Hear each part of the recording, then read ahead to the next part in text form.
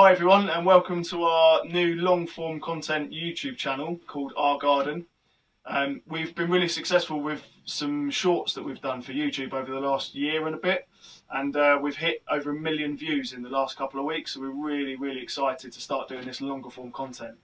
The premise of our videos has always been sort of a competitive edge between myself, Ollie, and my brother Chris.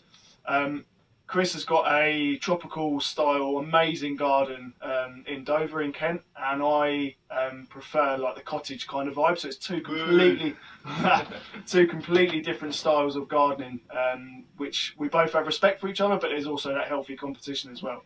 So yeah, welcome to the first sort of long form YouTube video, and we're really excited to get going with this form. We've invested in a camera, we've saved all our pennies.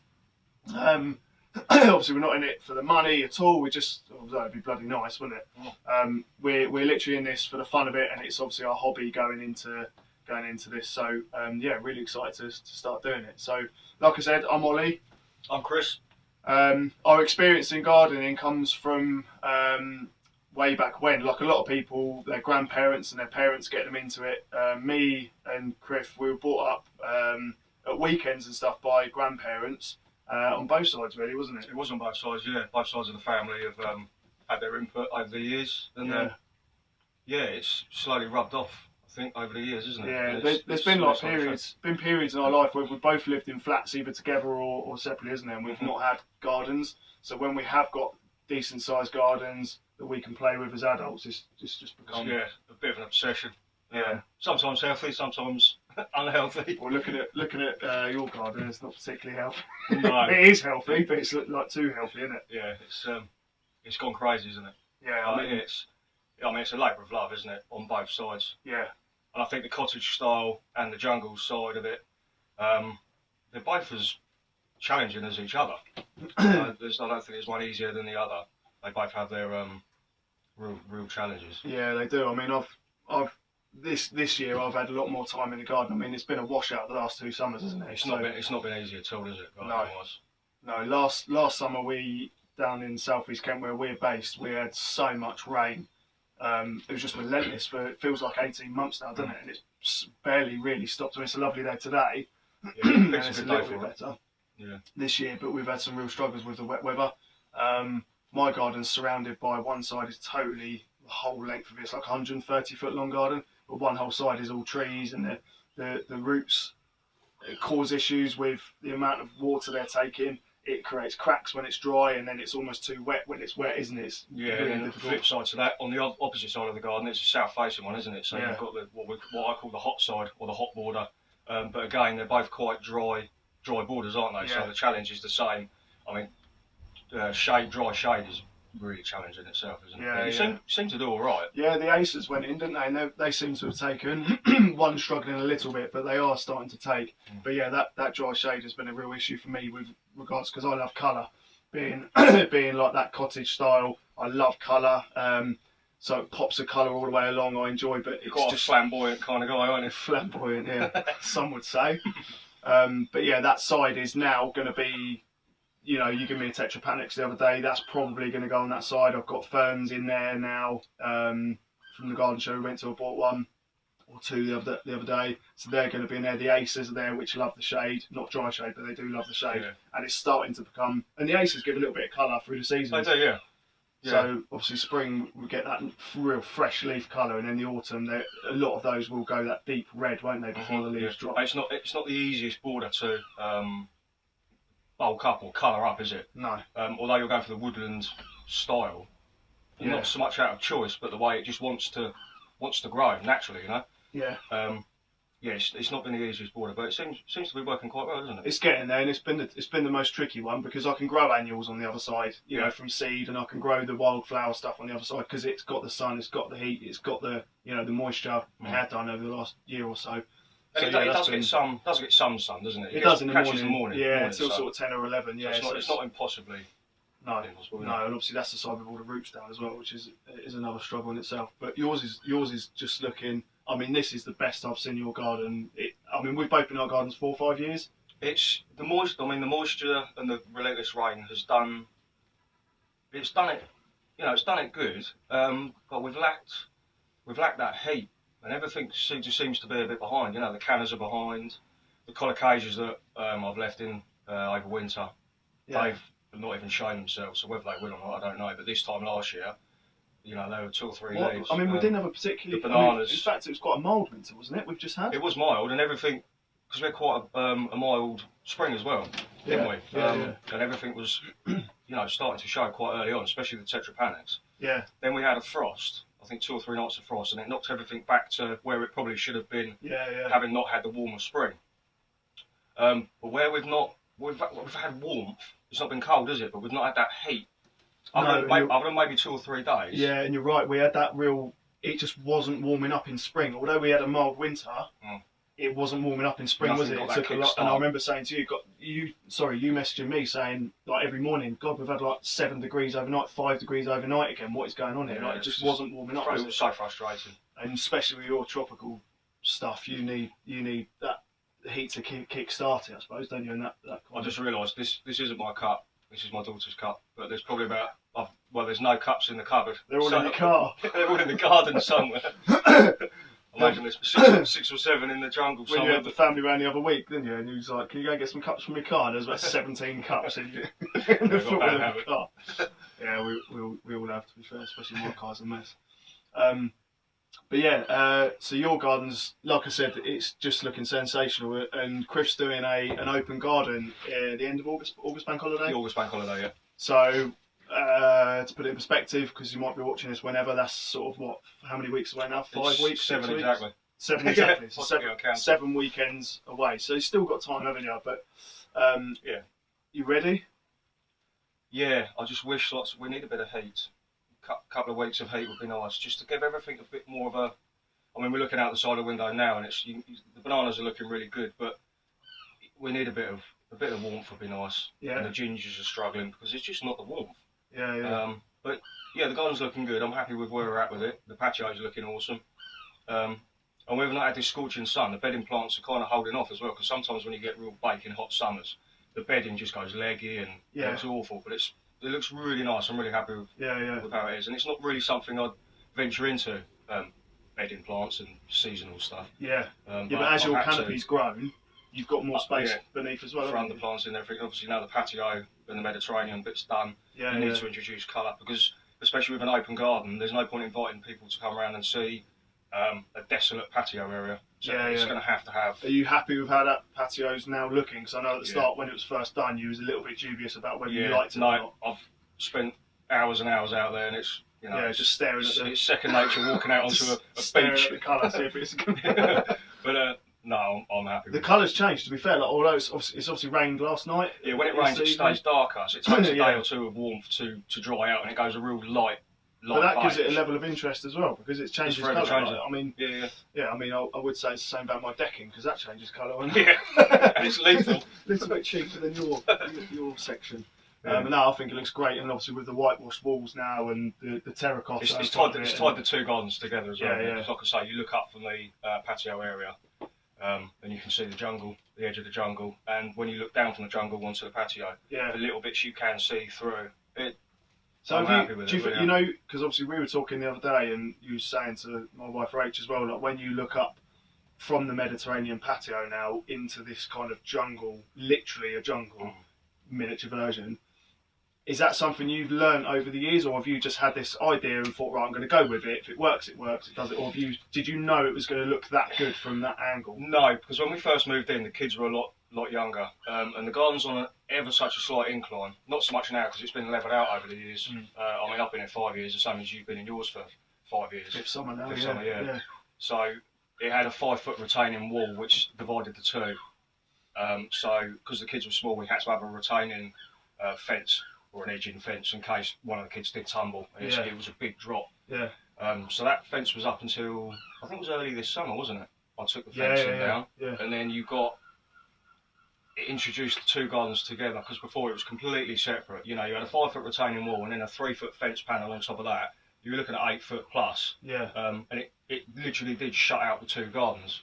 But when we took those fences down and everything had grown from the jungle side, it surprised me how good it looked actually. Yeah, and then, like you say, when we painted the walls white and we rendered those, it started to feel and look how Yeah. it always should have done. I think When you put pictures on Facebook about when you started painting that, I thought it's just not my cup of tea. I was thinking, what is he doing? He's losing that lovely wall behind. Well, it wasn't a lovely wall, but for me, you like brick. I love brick. I love cottage. All my borders are done with old bricks. Yeah. I've got the brick circle at the end. Well, this was the problem I had with that. One of my greatest achievements. Yeah, this is the problem I had with that wall, was that it wasn't old brick.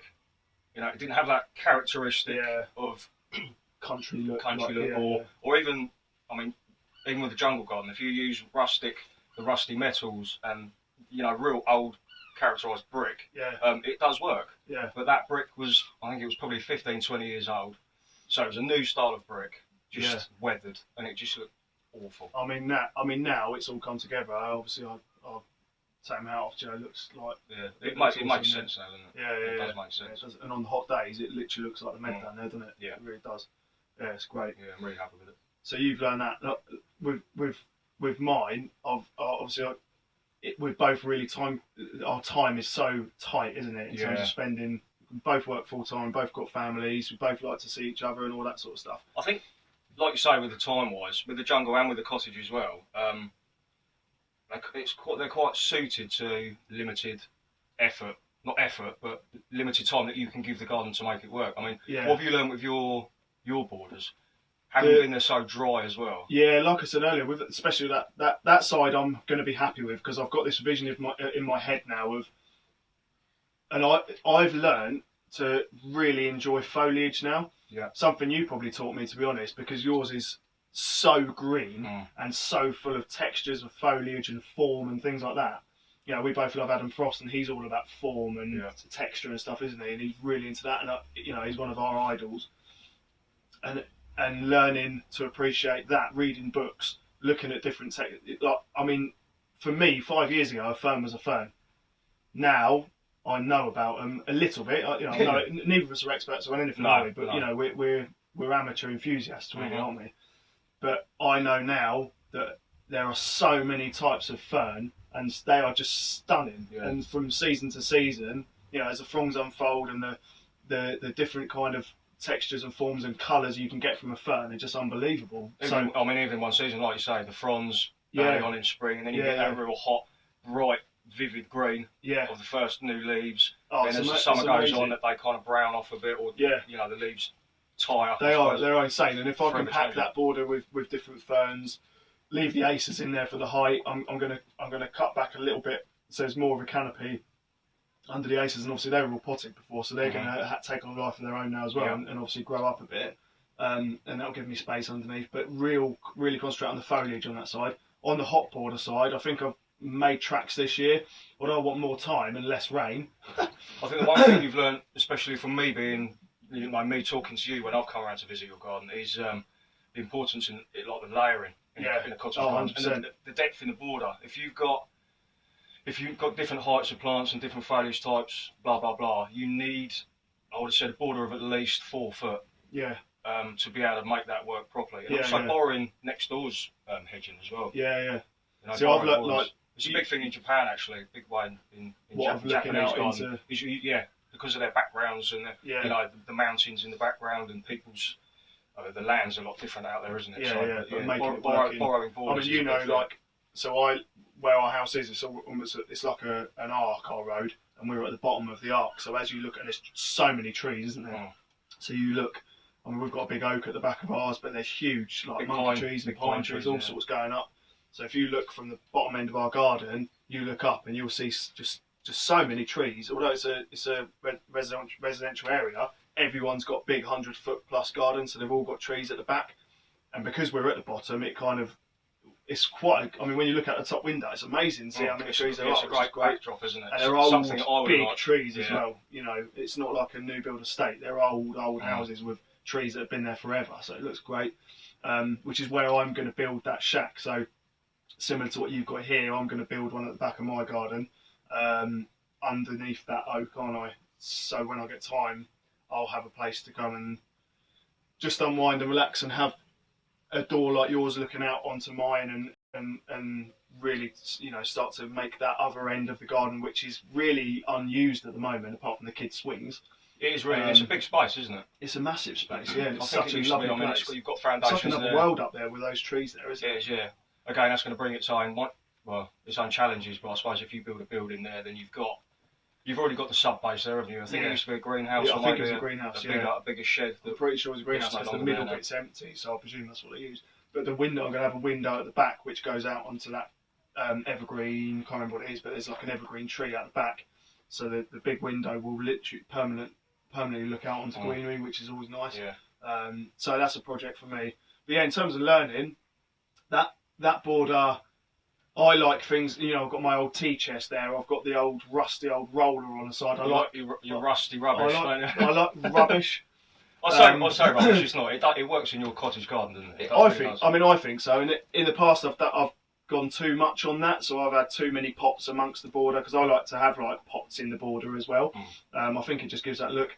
We do the same here. Yeah. As long as you hide it away, and you get an extra foot of plant as well. It just creates interest, doesn't it? Yeah, and I think the more it just gives things a backdrop as well. So like with the tea chest, that Asantia that's come on really well this year looks brilliant against it, and it although it's not your favourite plant, it looks great against that tea chest. And again, it gives it that layer, like you just said. It allows the bedding plants to go onto the slightly higher like wild seed that I've put in, and against that form. Then you've got the climbers on the back of the fence, and then you've got next door, which is another 10, 12, which again you've 14 foot. Yeah, you've then got the Acer and the other trees that they've got that are fully 30, 40 year old Acer, and the holly bush behind it and stuff like that. So yeah, it is starting to. Obviously, I've made mistakes. Last year I had dahlias at the front of the border, which grew to like 3 foot high, and then you've got bedding plants behind it. It can work, but yours did it? No, not at all. And obviously I've learned now, and I've moved a couple of those, although my fork's gone through most of my dahlias, unfortunately. You're getting help for your anger issues, aren't you? Is that fake? No, that's a very rare cycad from the Cretaceous period. It's not, it's plastic. I like it though. Well, that gives us credibility, doesn't it? Is this fake? That's real. The rest are real. This is real. This one's fake. The rest are real. That's fake. That's fake. Two are real. I promise you they're real. Okay. I reckon half your garden's fake, isn't it? Anyway, about our Serious Garden podcast. So, we're just really happy to be able to do this long form content. It's really exciting journey for us, which started a year ago. We turned it into the podcast, which is available on Spotify and Apple Music and wherever you get your podcasts. They've gone down really well, haven't they? We initially started it just for fun, didn't we? Yeah, and it's still fun, and we have such a laugh doing it. Yeah. Maybe one day we'll do a video of all the outtakes. Yeah. We have a lot of fun. Maybe no one else will find it funny, but we certainly do. I mean, we're brothers. We've always been close. We've had our moments, like all siblings do over the years. But we've had no garden fights yet. Not yet. But I don't think we've ever been closer, really, have we? No. Since we started doing this, we've always been close. We've always had familiar interests and lived together over the years at points. We never had plans of getting to this point, did we? No. We didn't think that people would. Listening to two ginger-bearded babbling on about fake plants. I don't find this necessarily interesting, but people want to see more. So and we're learning, because we're doing this in a selfish way. It's helping us learn because we're researching stuff that we wouldn't have looked at before, aren't we? I mean, I am. I wake up at 4 in the morning, 5 in the morning, sometimes 6, and I'll watch a few videos on YouTube about my interests, so cottage gardening and whatever it might be, a specific plant I'm looking into putting where and when, how to plant certain seeds at certain times, all this stuff. I'm 37, you're 39. For us, we feel like we're at the beginning parts of our gardening journey, I think, aren't we? Although it's 5 years. And it's nice that we're at the same point, like say, you've had your garden 5 years, I've had mine 5 years, and it feels like we're taking the journey together. Although be it your cottage and I'm jungle, you are starting to dip your toe into the jungle side of it, or the larger foliage. Not so much the jungle side. And like I said at the beginning, that respect's there for I think both sides. It's going to be because I put loads of sweet pea seeds in your garden. Probably. I don't know where they are, so see when they come up. But yeah, so really appreciate you watching, guys, and we will definitely be doing much more long form content over the coming weeks and months. And we're also going to carry on right away through the winter. So we're going to be visiting garden centres. We're going to be talking to other people that share our passion, whether it be cactuses, indoor plants, jungle gardens, cottage vibe, garden centre managers, all sorts of stuff. So we're going to really throw ourselves into this. I think we're both big believers in just go for it. If you're going to try something, let's just go for it. Sometimes it works, sometimes it doesn't. Yeah. That's fine. And yeah, we really do appreciate it. If you could subscribe to our channel, that'd be amazing.